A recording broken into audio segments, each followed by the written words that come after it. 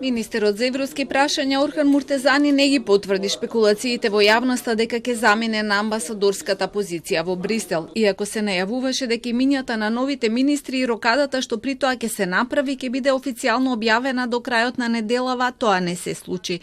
Најновите најави се дека имињата ќе бидат доставени до премиерот во понеделник.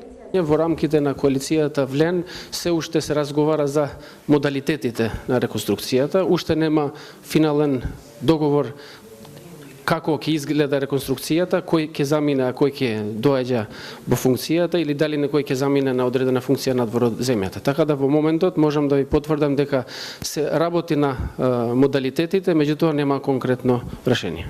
Ниту премиерот не сакаше да открие ништо ново. Отприлика тоа е кое што кажав пред некој ден. За сега официјално само дека Беким Сали ќе биде предложен за прв вице-премиер и министер за евроинтеграција. Се шпекулира и дека поранешниот портпарол Мухамед Хоџа ќе го преземе ресорот животна средина, додека Башким Бакиу ќе биде предложен за нов министер за здравство на местото на Азир Алиу. Алиу пак наводно треба да ја преземе директорската позиција во Агенцијата за електронски комуникации.